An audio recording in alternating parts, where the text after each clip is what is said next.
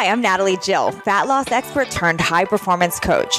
When odds are stacked against us, how do we shift and create everything from nothing? How do we level up when we aren't feeling it yet or we've had a big setback? On this podcast, I'll be talking to some of the most inspiring and courageous men and women on this planet who at their worst learned how to achieve success greater than they ever dreamed possible, leveling up and creating everything from nothing. Kelsey Humphreys is a master at enrolling others in her vision. As a best-selling author and an international keynote motivational comedian, actor, and singer, she's spent over 4,000 hours studying success habits and interviewing moguls and celebrities. She's landed guests like Rachael Ray, Barbara Corcoran, Tony Robbins, Larry King, and Dave Ramsey. Her work has been published for publications like Entrepreneur Magazine, Success Magazine, the Huffington Post, and others. Sounds like a typical success story with the right help, right? What you might not know is that Kelsey achieved all of the above without an agent, without a manager, without a publicist, or even, as she says, her sanity. Join us today as you learn how Kelsey leveled up by faking it until she made it, how she goes the other extra miles while others quit, how she uses a no as a challenge to find a way, how she operates by ready, fire, and then she aims, how she still battles self-doubt daily, but she uses that as motivation to constantly level up and create everything from nothing. Welcome, Kelsey.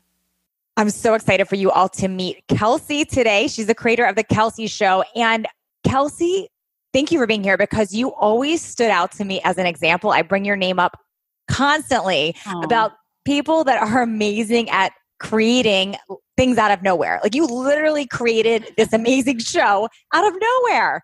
So thanks for being on.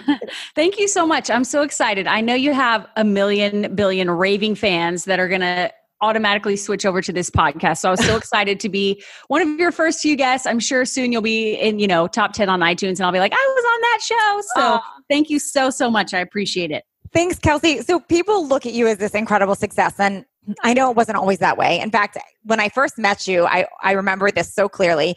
You had sent me an email that you were launching a show. And I get lots of those emails. I'm launching a show and I didn't know who you were. Your show was not live yet. And there was something about how you reached out to me. You literally studied me, you connected, you instantly felt like somebody I would be friends with. And you just had this way about you that made me want to meet with you and be on your show. And it's incredible to watch this journey. So I'd love for you to tell my audience about where you were before you became this success, how you even got into this. Where did that come from? Okay, well, it's funny you keep saying I'm such a success, but in our own lives, all we can see is I've been rejected 5 times this morning before I had breakfast. So I don't, that's just the world we live in when you're constantly pitching things. So that's fun to hear you say that. So before all of this, the Kelsey Show and getting to interview amazing people like yourself in person all over the US, it's been insane. Way back, I was going to be an entertainer. That's what I thought, when I was in my teens. But of course, like everyone else, I sort of got a fallback degree. I married my high school sweetheart. We got married young. Then all of a sudden we have a mortgage. So I kind of gave up on my hopes and dreams a little bit. And I ended up in a marketing career. And I worked my way up in that. And I like to call it, I slowly started pivoting back to who I really was. And one of those things was by working my way up in the industry, I got to perform a little bit because I was up on a stage of sorts making presentations. And I was getting to write funny commercials on the backside of the camera. And I was getting to create campaigns and use some of the muscles that I use now, but in a different way. And what happened was I was approached by an international froyo company to be their agency. So I was able to quit my job and start my own business I had my own marketing agency. And it was insane because this froyo company had over 200 stores across the US, and it was just me and an intern doing everything for them. From in-store signage to their monthly e-blasts, everything for this retail company or a food and beverage company. And I really enjoyed it, but I could tell I wasn't going to be able to do it long term. And their company was purchased by a big conglomerate. And I was like, you know what, this is an opportunity to pivot again to get back closer to what I actually want to be doing. So that's when I wrote my book. So Go Solo is kind of the start, because a lot of creative people ask me, how did you work your way up in your company and then go out on your own? Especially since I know this is long, but I feel like there's some nuggets in here for people. Mm-hmm. So I started as a graphic designer. So a lot of people with a right brain, really creative, really like all these like, flowy ideas sort of people were like, how did you do that? And you know what they say? If someone asks you the same question over and over and over again, you write a book. That's the answer. Yeah. So that's what I did. And again, I just reached out cold turkey to Barbara Corcoran from Shark Tank and asked her to endorse my book. And she did. And that just takes... Wait, say that again. You reached out. She didn't know who you were. You'd never met her. And you just said, will you endorse my book? Yeah.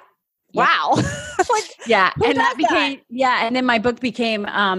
number one on Amazon in the entrepreneurship category, which is really competitive. So it was really insane. And the reason I can tell you part of that is, good old fashioned stalking, right? Like I researched her hardcore. I found the email address that she had listed on some, you have to dig. I never fill out an online form, guys. Never. I never fill out a form. So I found an email address and then I reached out to her assistant, not her. She's not checking her own emails. She's Barbara Corcoran. And I was like, hey, Gail, what's up? I was not super relaxed, but I was also a normal human being. And I immediately led with what I knew would get Barbara fired up, which was that only 8% of entrepreneurship books were written by women. That was the first thing I put basically in the email. And I was like, so I would love for her to endorse my book. And then of course, we emailed back and forth and we agreed on like a blurb and all that stuff. But I mean, that was crazy. So that happened. And then because of the success of the book, I was traveling to speak. And I thought, well, if I'm going to be speaking anyway, and I really miss, performing and being under pressure and being on camera, what if I just start a traveling video talk show? How hard could it be? It's hard. It's very hard. I had the dumb. I was the stupid. And I'm glad because I did it anyway. And then it just exploded. And suddenly the interviews were taking off much faster than anything else. I went from 0 to Tony Robbins in 18 months.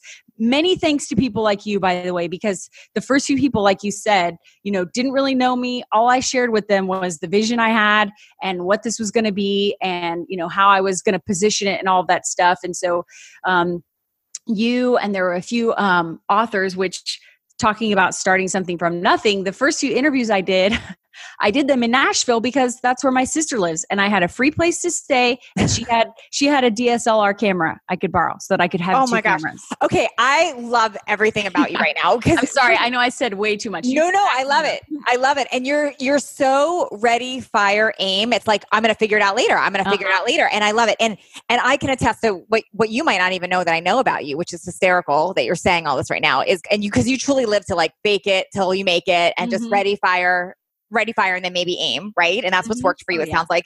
So when you came in, you introduced me to your producer.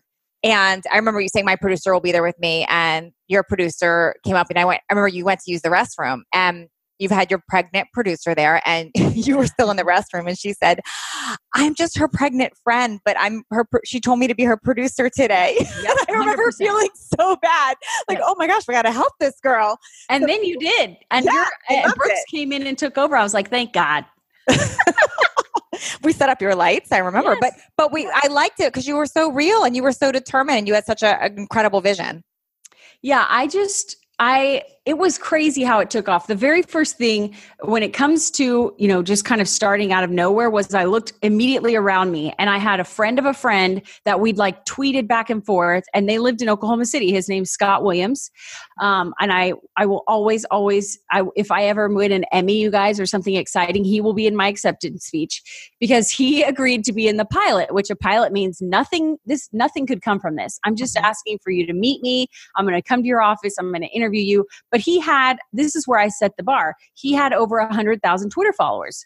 So I was like, if I can just connect with him, he's local, we kind of know each other, and I can just drive down the street and shoot this video.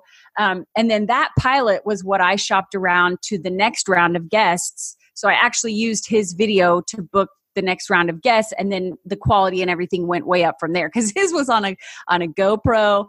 It was bad. It was amateur hour. So I have so many questions for you now. So one, where does this confidence come from? Because it's like, you don't even think of failure. You're just like, I'm going. Where did that come from? Oh, well, we got to back up a little bit. So, I think that one of the inspiring things about your story, which we talked about when I interviewed you, you kind of hit sort of a bottom, not like you were, living under a bridge or anything, but you kind of had hit this depressed point, this rock bottom, and you're like, I'm not doing this anymore. I think we get to a point where we're like, I am choosing now to make a change.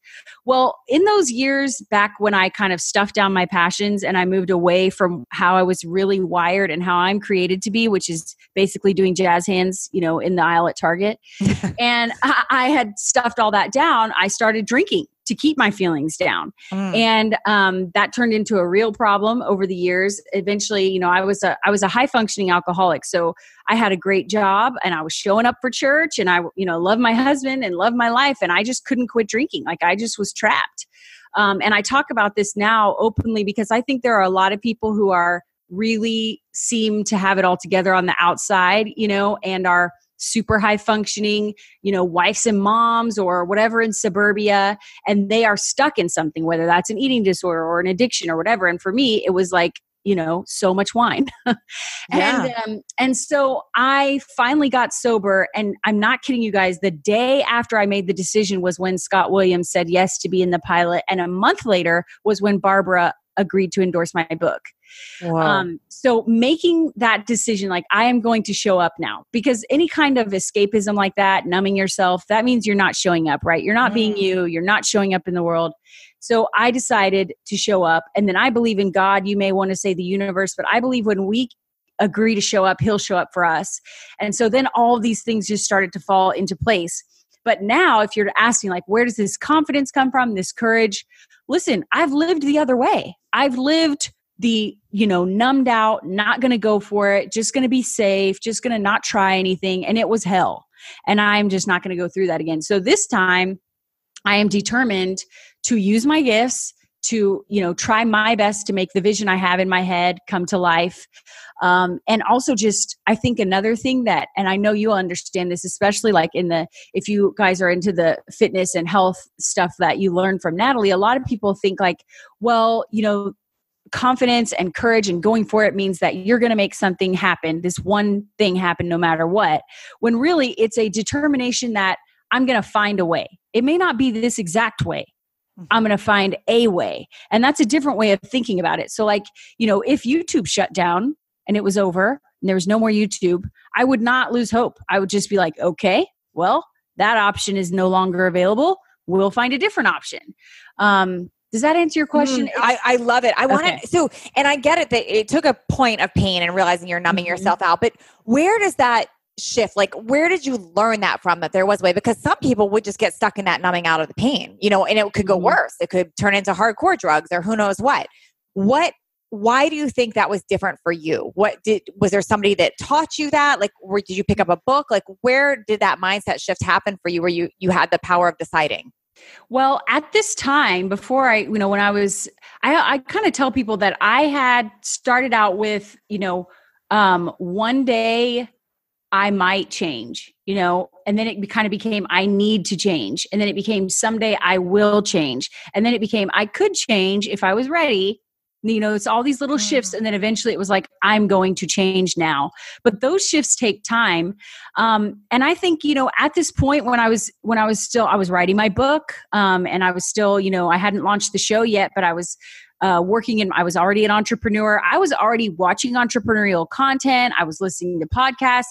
I had all of this positive stuff coming in, and it was kind of just like affirming what I already knew, which was that this is not going to work if I'm not fully functioning, like this is not, you can't make it work. Like if you study successful people and you learn and you're growing as a person, you're going to realize, okay, I can't go on this way. At some point you'll just kind of be faced with the reality, like it's now or never. But that was a progression. It wasn't overnight. It was over time. Plus, you guys, I had a newborn.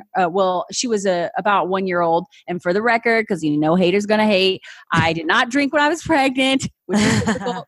And I pumped like a mofo so that I could drink when I was nursing. So we got to get that out there, or else, people would be sending messages. Got it. Glad you so anyways, so I had a daughter, and that was a big part too. Like, just to look at her and know, like, man, what example am I setting? So it was a bunch of things that come together, and eventually, you kind of have to prime yourself. You're going to do it. And then it's like, okay, it's go time. Do you think you assume the best right now? Like, when you reached out to me, or when you reached out to Barbara Corcoran, and when you did these reach outs, do you just assume the best? Like, you don't even assume they're going to say no, it sounds like. That is a good question. I feel like anybody who's going after big hopes and dreams is a little bit cuckoo for Cocoa Puffs. And honestly, it's kind of both. Like, I would write this email that I felt was just glowing. I write this pitch email, angels are singing. And I'm like, this is it. And I send it off, and I'm pretty confident in that moment. But it only takes about 2 minutes for me to be like, that's it. They're never responding. Everyone hates me. I'm going to fail. Like you just kind of go through the cycles of like, oh no, what have I done? I pressed send. The email wasn't ready. Nobody's good. So I think it's both. But the one thing that happens over time is you get used to no.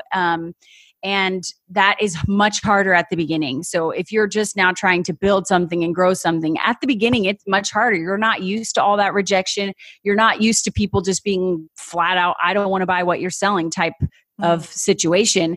And over time, that gets much, much easier. So that's the part that kind of, am I assuming the best? No. I'm not assuming no.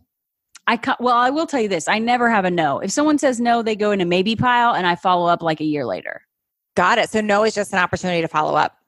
Yes. I've had a few people that was a firm no. And I don't think I'll follow up with them for a few years. Like, just, super huge celebrities that were like, I don't know how they word it. It's really politically correct, but, they're tactful about it, but it's like, please don't contact us. And so those people, I would wait even longer. But yeah, I just think you just follow up. That just meant that you weren't ready, or maybe they weren't ready, and you just follow up again later. So Kelsey, how did you go from like that pit in your stomach when someone says no to like, it's a follow up later? Well, like I said, you get used to it, and that is not fun. You have to get used to, the only way to get used to falling down and getting back up is to keep falling down, right? The only way to get used to rejection is to just keep pitching. But I like to say that I feel like the wallowing should fit the crime. So if it's like you ask someone for a small something and they say no, okay, you get a few minutes to be upset and then you bounce back. If it was a huge RFP that took you months to make and you sent it to like Coca-Cola or something, or some huge opportunity, take a couple days and just recuperate. That was a lot of investment of time and energy, and it is okay to really just feel the suck for a while. So I think we've got to, let that be. I think the problem is when you're starting, all of these little things feel like giant things. And you got to just tell yourself, this is not a big thing in the grand scheme of life. The other important thing, you guys, which is hard, especially if you're a creator, you create videos, you create a podcast, you write blogs, or you write really long Instagram posts. The thing about it is that you have to separate yourself from the work.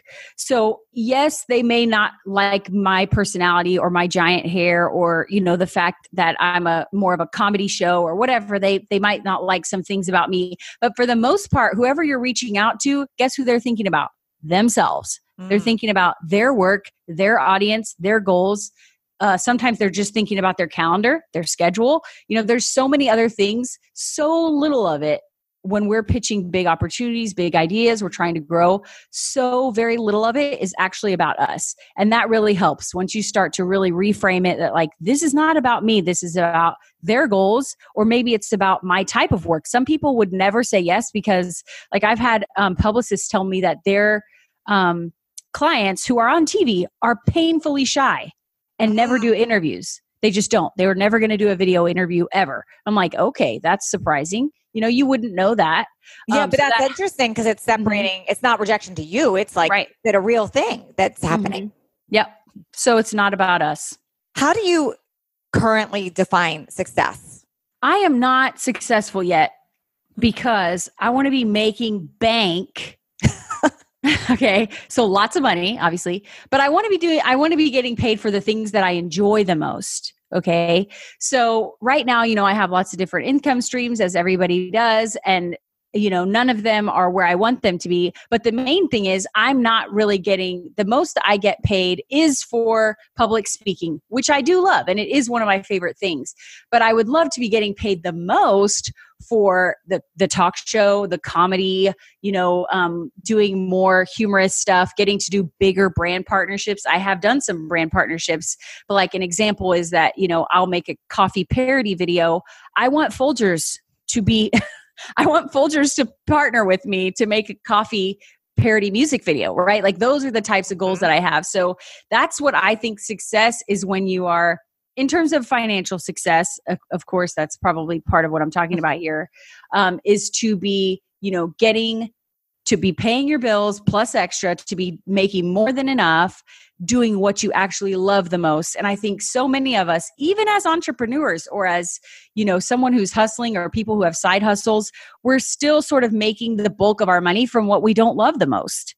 And sometimes I'm like, really, guys, are we considering this success now just because the money's coming in? And so that's maybe a little bit of a different take. There's obviously the personal side too. I want to be a wonderful wife, and mom and, sister, daughter, and friend as well. It's amazing hearing you say this because I look at you as this huge success and I see what you've created from nothing, literally creating everything from nothing. And it's what I hear is how hungry you are. Like it's not satisfied, just want more, which is an incredible skill that you have, the drive for more, which is explaining to a lot of what is helping to drive you. Would you say that's what drives you? For sure. But there's also a really negative part to that. And for those of you who are like, yes, to this part, that also means it's very hard for me to be content. It's very hard for me to be present. It's very hard for me to really have an attitude of gratitude. I know that's like a great Instagram meme, but sometimes that is hard to live out, because I'm so goal-oriented and goal-focused. And so with Barbara Corcoran and with Marie Forleo, we talked about this, like, how do you handle, constant drive for more? And the only answer is really that it's a muscle you have to work. I have to work at being present and being grateful and also constantly being hungry. And if you listen to Barbara Corcoran, she would say, yes, it is hard to deal with because you're never happy. But like, look at what I built. I'm worth $60 million. I think it helped me is what she was basically saying. It's an interesting topic. And I think a lot of super successful entrepreneurs have that in common, but there is a way to do the and, because it's great. Yes, you create all this stuff. And it's figuring out where that comes from so you can be present and have gratitude. So it would be interesting to trace that back on where that came from with you, where this drive for, it's not enough right now. It's not enough from right now. I need more. And I think it's a catch-22 because a lot of super successful people, it's a self-worth conversation because to the outside world, they're uber successful and they keep driving, which makes them more successful. But in the inside, it's a battle of I'm not enough. And I see that as a pattern. Yeah. Oh yeah. And I think that hopefully you have the self-awareness.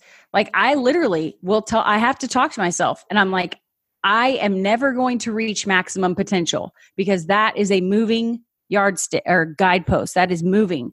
I am never going to reach that. And I'm enough without that. I am enough. I'm good enough. I'm worthy. I'm loved. Like it sounds so cheesy and dork fest, but you actually have to do it. You have to talk yourself through that or else you end up successful and depressed, which we both know is super common. Of course. If you look at the suicides of super successful people, you can see that. Yeah. And it's a pattern.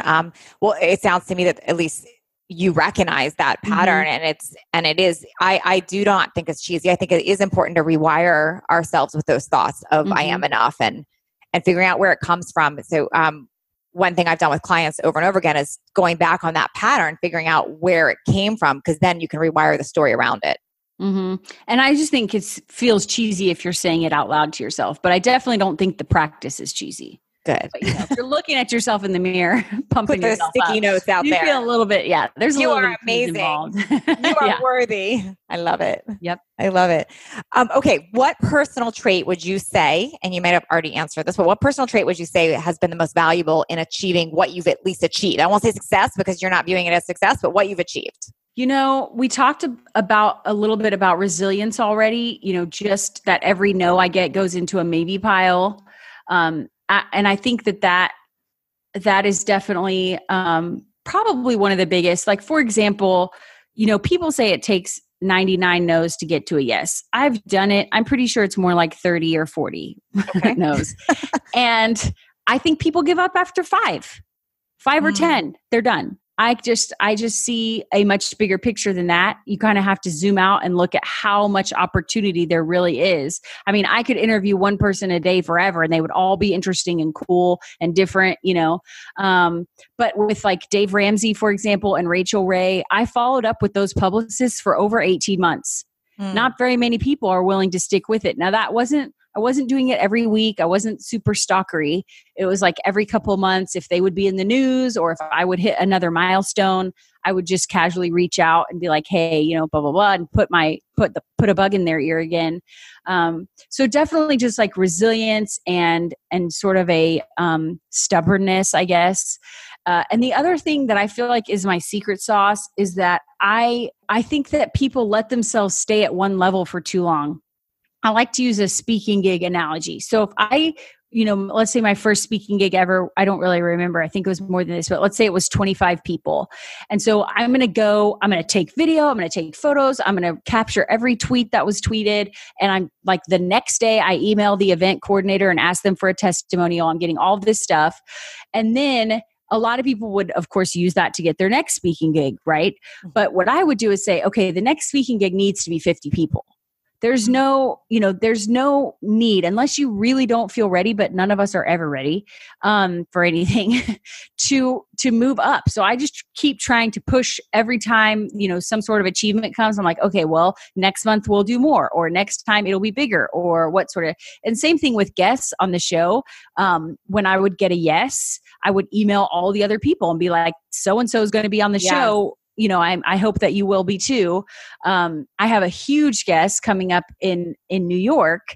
I'm not going to say yet because they keep rescheduling. And so I don't want to call this person out, but they're huge. Everybody knows them. It will be amazing. And when that happens, I will then follow up with every single person that I've ever contacted in New York and be like, I'm coming to New York to interview, name drop. Yes. I drop names left and right. Yes, you are great at that. And leveling up is everything. And I love that you've broken through that. And you do take that as like, it's not like, this is okay, I've gone here, I'm going to stay here. You keep going bigger. And I love it. Yeah. It's just, I don't know why more people, and I mean, I understand being scared, but I think it's also just so much more fun because it's constantly new, interesting challenges because you keep pushing yourself. And you really hit the nail on the head. You keep going when other people quit. Yeah, I think that's probably true. Like I said, there's a little bit crazy happening here. Do you worry about what other people think? I know that gets in a lot of people's gaps. Yes, I do. I'd be lying if I said I didn't.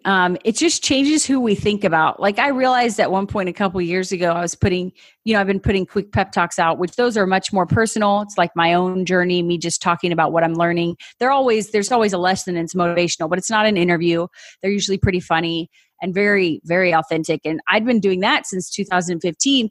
And I realized that I was worried about like, how you have like all these people on your Facebook friends list and I would be sharing them, on my personal page or whatever. And I'd be worried about like what random Susie Q from high school thought, just weird old connections. I don't, people that maybe they were, this is so weird, but like someone who did not like you in high school. And then they later, you become Facebook friends, which is weird anyway. And then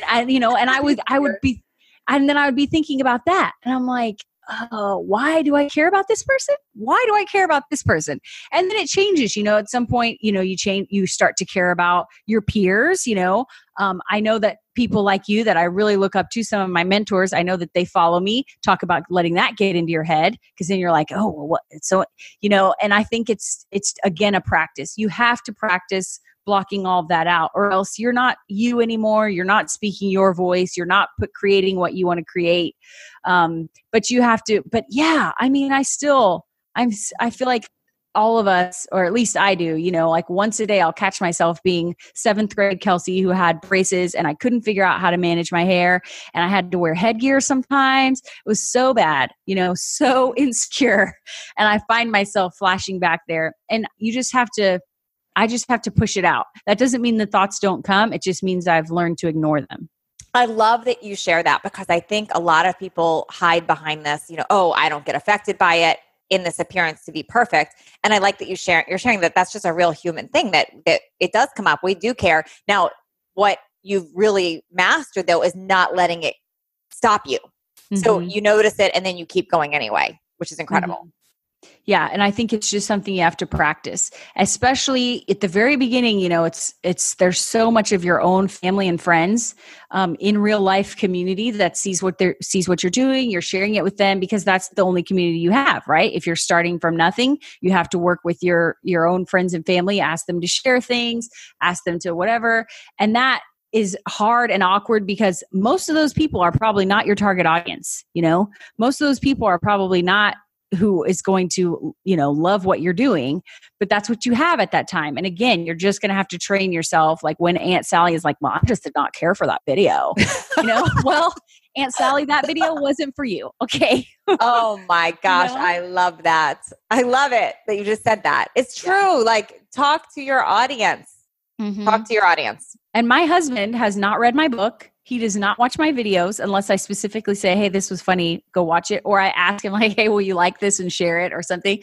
But honestly, he fully 100% supports me and loves me without me trying to make him into my audience. He is not that. And that's another lesson you have to learn too. Gosh, that's awesome. So it's not about everybody supporting you. It's about talking to your audience and letting the other stuff go. Are there days that you ever have self-doubt or feel down? Every day. Really? Every day. Okay. Well, I mean, let me tell you this. So I still edit my own video for the most part because I'm so fast, and I was outsourcing it. And for a lot of what I'm doing is very simple editing. I don't like it. I can't wait to outsource it again. But there are times when I outsource that and these people are so slow. And then there are times, I just decide to put my money elsewhere. So right now I'm back, especially since we just moved across the country to LA. Guess where my money is going? To rent. So I am editing my own videos. Which means, y'all, I have to just stare at myself, a lot. It's just probably not healthy. But so, with the alcoholism and also, just getting older and having a baby and all that stuff, I'm very self-conscious about my weight. I'm super self-conscious about that. That I don't allow that to keep me from putting out a video every week. But there are days where I'm just like, especially since now, y'all, I'm in Hollywood. And I was in this class trying to learn about commercial acting. And they said, well, if you're going out for a young mom role, all of you in here who are about 23, and I'm looking around and they're like, they're pointing at these girls. They're like, you could do a new young mom role. You could do they look 16. I'm like, excuse me, that's my role. Y'all need to back up. Right. And that's just the reality of and the reason I'm trying to get into more traditional work is because I think you have to sort of, I think right now you have to come at things from all angles. I don't think just YouTube is enough. So I'm, learning and growing and trying to do new things out here in LA and doing a lot more interviews because there's a lot of guests out here. And that's tough. That's just hard. So there are days where I'm like, I'm never going to make it because I'm not a size 2. Man, there's just so much rejection. I don't know how you could not get down sometimes and just, what I always say is to just, today I'm going to try and spend less time in the fetal position under my desk than I did yesterday. Wow. So, I mean, you know what I'm hearing, and you don't even realize this probably. I'm hearing you use comedy to get around your self-doubt and feeling down. Oh, for sure. But I mean, I will let myself feel my feelings. That's something you have to learn too. Like, okay, right now this sucks and I hate it. And I feel like this is not going to happen. And I just moved my family across the country for nothing, but I have to face those feelings and really deal with it. And really stare at that and sit in the uncomfortableness for a minute and then pick myself back up, and move on. But yes, it definitely happens a lot with whether it's rejection or me and my weight or whatever the self-doubt is. And yes, I like to joke to get around it.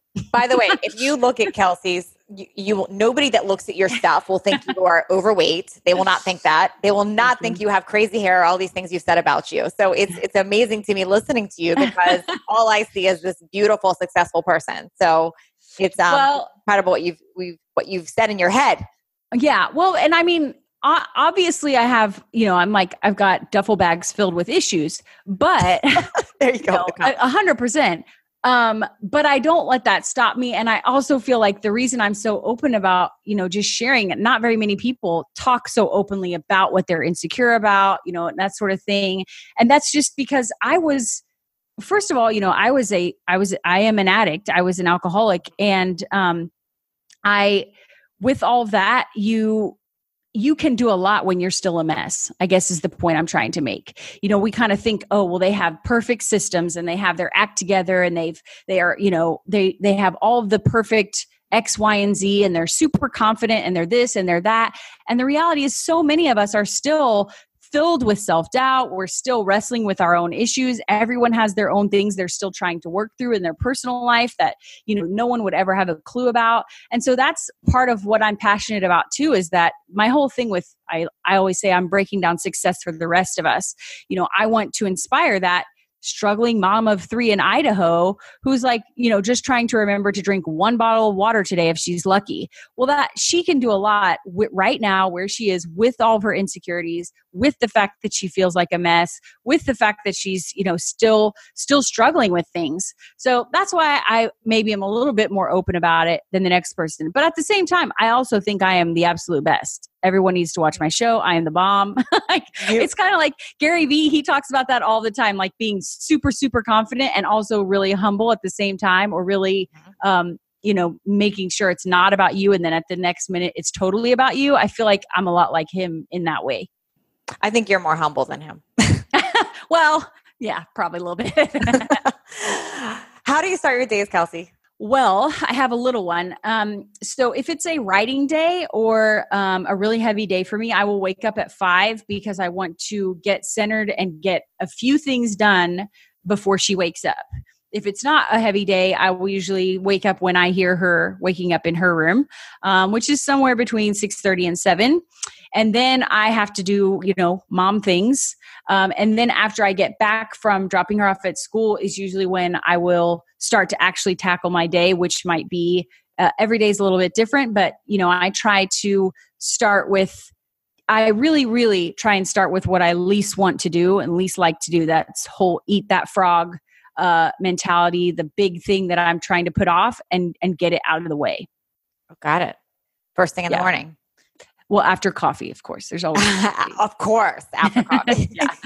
And then I'm curious who you surround yourself with. Oh, that is a great question.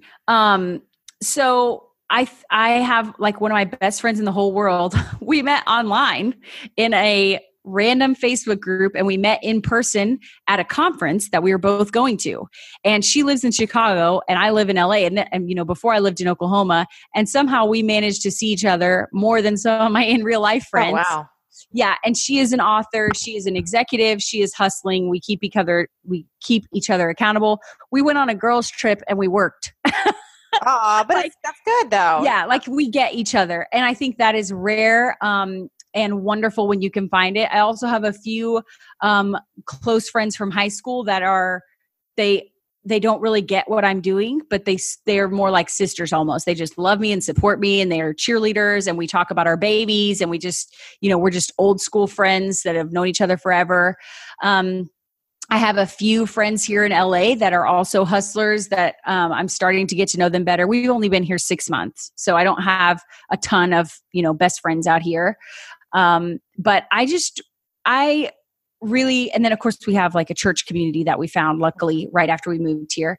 But I used to freak out about, and I think this comes with just getting older and, the like quarter life crisis years that we all go through. Sure. I used to freak out about not having very many friends. And a lot of other adult women talked about this too. I kind of picked up on this trend that we're all kind of feeling like, why don't I have more friends? Why don't I have a bigger community?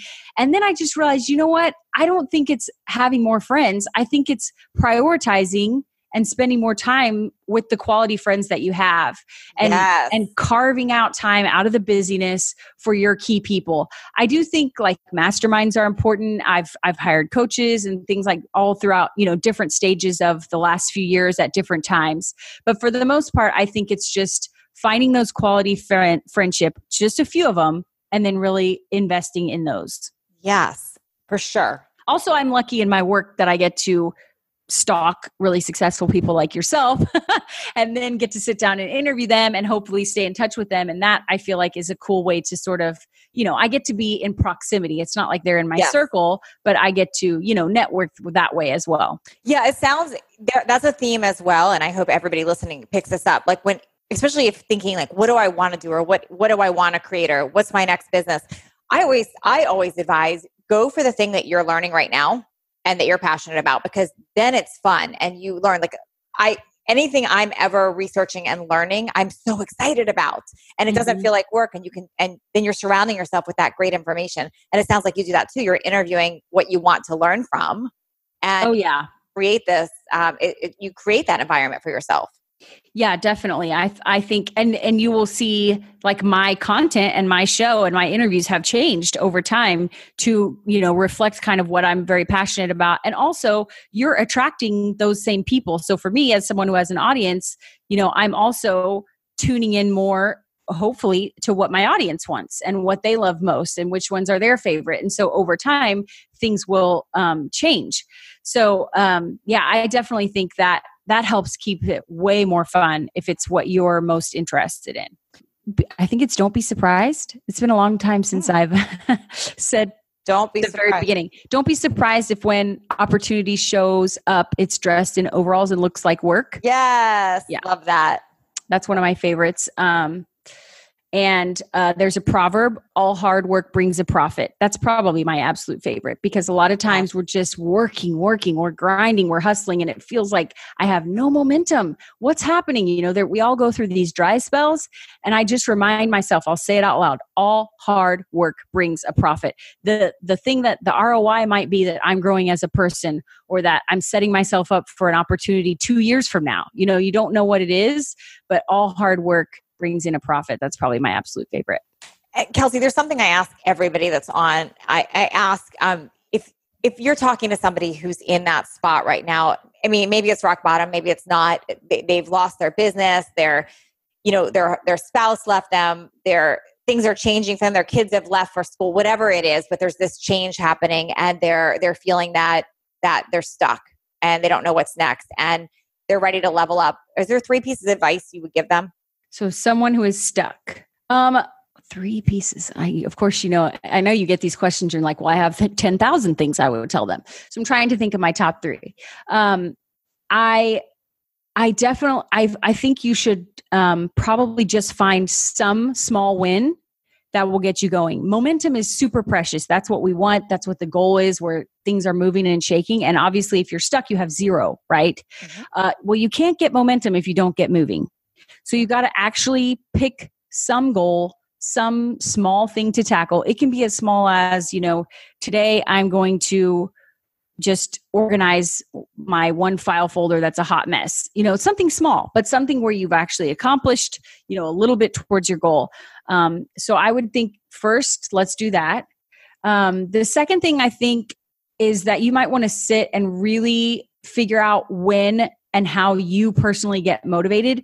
Now we live in this great time where you can find so many gurus telling you so many things about motivation, but what works for one person doesn't work for everyone. And there are gurus who will say otherwise. I don't agree. I think that you personally are motivated different ways. Every person is different.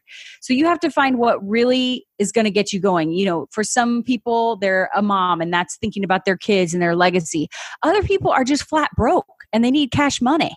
Okay. Mm-hmm. That might be the real motivator for you, to think about, what, I would be able to pay off that one credit card. So I think you got to find your own ways of getting motivated. And then I think you've got to find some sort of external accountability. And again, some people might argue with me on this, but all of us are pretty much wired for external accountability because of school and life. You have to show up for school when you're little. You have to get good grades. You have to show up for your team because your teammates are waiting for you. Then you graduate and you have to get a job to pay your bills, and you have to show up for your job. All those things are external motivation. And then we wonder why we can't motivate ourselves for something that nobody, like weight loss, for example, nobody cares but me. It's really hard. So, so recently I started a vlog where I'm telling people publicly what I'm doing. So that helps me. Other people couldn't stand that type of pressure. They wouldn't want the whole world knowing, but it might help if you just tell your sister or you just tell your best friend.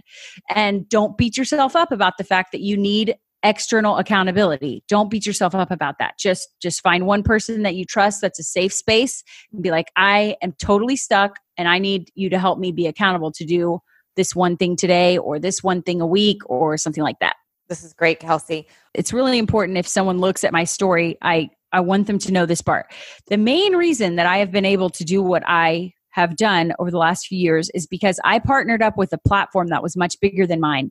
So when I was just starting out, I pitched myself cold turkey again to entrepreneur.com and success.com for distribution with them. It was my idea. I was like, hey, I will take a 10-minute clip of my interviews and I will write an article and give it to you to put on your website. One of them was paid and one of them is not paid. I have a couple non-paid ones and one of them was paid. So they were paying me to do it and others weren't. But the fact of the matter was that much larger distribution is why someone like Tony Robbins would sit down with me, because he sat down with me for one 45-minute interview and he got an audio podcast, a video show, a written article on 2 different websites, and video clips on 2 different websites, big websites, not just kelseyhumphreys.com, but the big ones. So I say that because it is very hard to create something from nothing as an island.